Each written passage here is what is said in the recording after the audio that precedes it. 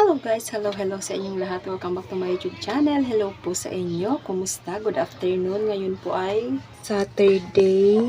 Time check tayo 3:24 ng hapon. February 15. Today's video guys. Mag-update lang ako dito sa aming sari-sari store. Pero bago ako mag-start, gusto ko lang po mag-thank you sa mga nanood ng aking sari-sari store tour. Thank you so much po sa inyong lahat at shoutout po sa mga nag-comment. Hindi ko na po kayo maiisa-isa. So anyway guys, start na tayo sa pag-update dito sa aming tindahan. Ipapakita ko po sa inyo kung ano yung itsura ng ating tindahan ngayon. So ayan guys, ito yung itsura ng tindahan ngayon guys. Meron po ako mga dadagdag na mga paninda dahil nire-request ng aming customer. So dito muna tayo mag-start guys. Ito yung isa sa dinagdag kong paninda. Ito pong mineral na yan, yung Lee mineral. Bali, dyan lang ako naglagay niyan guys kasi sobrang laki po niyan. Hindi po kakasya dito at hindi rin kakasya doon. Itinabi ko lang yung absolute na isa pang tinitinda namin na tubig. Yung customer po kasi namin ito, nag-switch na dito. Medyo marami pa naman akong stocks nito. Pero okay lang naman kasi kahit papano nabibenta pa rin naman to. So, ito po yung itsura ng ating dilata section. Medyo marami ng kulang. Pero meron tayong parating na order bukas kay tindahang tapat. Tapos sa condiments po nandito. Ito pala yung stock ko ng bagong tubig, yung Lee mineral. Ito po bawas na to. Bawas na yan. 2 box lang muna yung in-order ko. Buti na lang dun sa tindahang tapat, meron silang available na ganyang klase ng tubig. So, hindi na ako nahirapang maghanap pa ng pagbibilhan ko ng mga ganyan kasi meron sila. So, maraming salamat na lang talaga sa tindahang tapat. Kahit papano kasi lahat ng kailangan namin halos dito sa tindahan, meron sila. So, nandito naman po yung ating mantika. At dun sa pinakalikod niyan guys, sa ilalim nitong istante, nandun po yung absolute. Meron pa akong 3 box dyan, tapos kalahati. Tsaka ito naman yung Alfonso. Pero sa Alfonso guys, ang laman na lang po yan ay Emperador na double light. Yung laman kasi na Alfonso, itinaas ko na kasi 2 piraso na lang siya. So, bukas nga po may parating ako niyan. Hindi ko dinidispose yung box kasi pag marami-rami ako dyan ko inilalagay para hindi naman siya pakalat-kalat. So, dito tayo sa ating mga lalagyan ng pansit canton. Ayan po yung ating canton. Nandun meron ako ibang disposable tsaka napkin diaper. Ayan po yung ating mga biskwit at yung ating itlog. Sobrang benta po ng itlog dito sa amin. Kaka-order ko lang niya ng isang araw. 1.5 tray na lang. So, dito nilagay ko yung ibang soft drink sa 1.5. Nilagay ko na kasi bawas na yung isang case. Ayan. Tapos pala, hindi ko maipapakita yung isang na-order ko na request ng customer namin kasi naubusan na po ako. Bakante na yung lalagyan ko niyan. Pero, bukas po meron ako. Kay Birasa naman kasi ako nang kumukuha. Yung liquid na Breeze detergent. Isa sa nire-request ng aming suki. Bumili ako.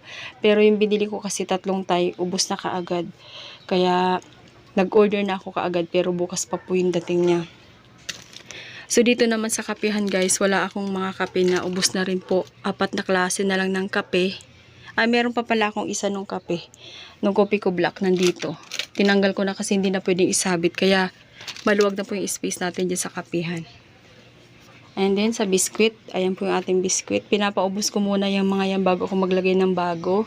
And then yung mabentang tinapay dito sa amin guys, nabibili lang to ni partner sa bakery na malayo dito sa amin, dinadaanan lang niya pagka pauwi. Masarap po kasi to at hinahanap to ng mga customer namin. So 3 piraso na lang, sana mamaya meron siyang mabili. At meron din pala tayong isa pang bagong paninda, yung ating mga, ano tawag dito? Cropik. Ayan, dumadaan yan dito sa amin guys. Tapos ito, meron pang isa big boy kaso naubos na kaagad. Wait lang, may bibili. So guys, balik tayo. At dito tayo sa bandang taas. Nandun naman yung iba ko pang bagong mga paninda, yung chicharon. So ayun guys, balik ako ulit. May bumili ulit. So asa na ba ako? Ayun nga po, dito tayo sa mga chicharon. Ayan, andito rin pala yung iba kong chicharon na binibenta. Isa rin po sa mga bago naming paninda dito sa tindahan. At yung ating Domex. Ayan, meron tayong bagong kulay ng Domex na ni-request ni customer. Yung kulay pink. Ayan, kay Birasa din po kami niyang kumukuha kasi mura kumpara sa ibang grocery store. Tumingin na kasi ako niyan sa ibang grocery, napakamahal.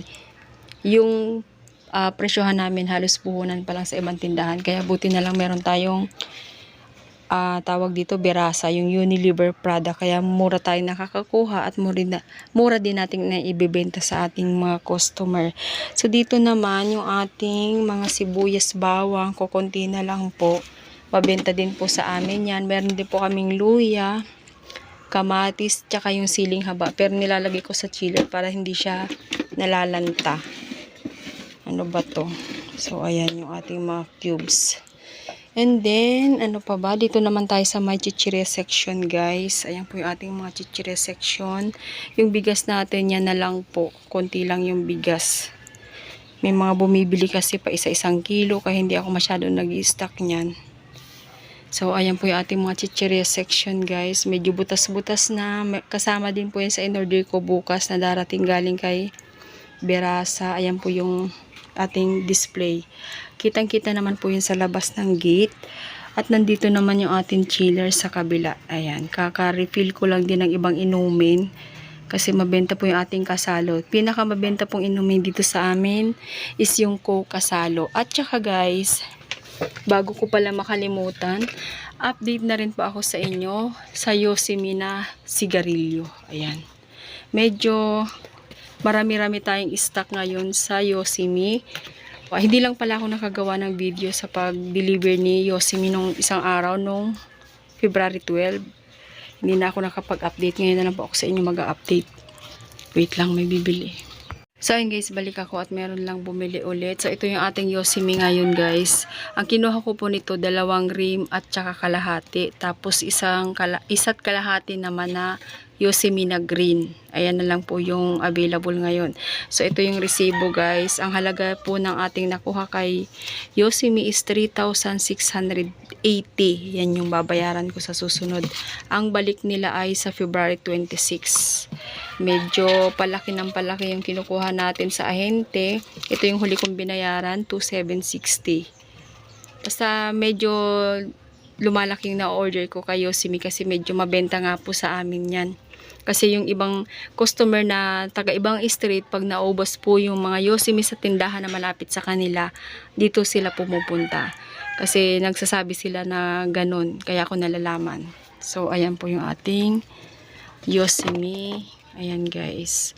Ganito lang yung lalagyan ko ng sigarilyo. Ito isang rim pa to. Sa Yosemite po pala na green, isang customer lang yung bumibili sa akin yan. Ito, 2, 3. Minsan, pagka may naliligaw, yun nadadagdagan. Resibo ko sa Yosemite, hindi ko siya tinatapon. Naka-ibabaw lang yung pinaka-latest na resibo. So, ito yung ating babayaran sa susunod na balik ni Yosemite sa February 26. So, ngayon po ay February 15. So, ayan lang guys, yung aking konting update dito sa aming maliit na sari-sari store. Yung mga bagong paninda, yung mga request ni Suki. Since nga po Suki naman namin, kaya binibili namin. Guys, wait lang, meron tayong deliver ni Unilever. So, ayun guys, balik ako. Ito yung dumating na deliver ko. Konti lang. Out of stock yung Breeze Rose Gold. Ayan. Wala sila. Kaya ang binayaran ko po is 692 lang. Dapat ang babayaran ko is 1,149. So, ito yung dumating guys. So, yung Breeze na liquid detergent. Ito yung sinasabi ko sa inyo na request din ng aming customer ng Suki namin. Kaya meron na kaming liquid na detergent yung Breeze. Ang available lang kasi sa amin sa liquid is yung Ariel. Since customer nga namin siya, Suki namin siya, kaya bumibili na rin ako. So, ito po, kumuha lang ako kay Berasa ng 6 na surf na Popcorn. Then, isang Knorr Liquid Seasoning Original, yung 250 ml. At, ito po, yung Breeze na liquid, naka twin pack. Ayan, 2 kulay. Balitag 1 dosena lang. Yung isang wala po ay, ano po sana yun, medyo marami-rami yun. Ang halaga nun ay 456. So, ayan. Kaya ang binayaran ko kay Berasa is ano lang po, 692.77. 693 na din. Konti lang yung binayaran natin. So, ordering ko yun pagka-available na kasi hinahanap din yun ng customer namin. So, ayan lang po ang aking update dito sa aming tindahan guys. Maraming salamat po ulit sa panonood. Thank you so much po ng marami sa mga subscriber nating bago. At sana po sa mga hindi pa nakapag-subscribe dyan, please subscribe my YouTube channel, Evil Grace 2. At syempre, pakihit na rin po ang notification bell para lagi po kayong updated sa mga susunod ko pang video. Thank you so much. Bye-bye. God bless us all.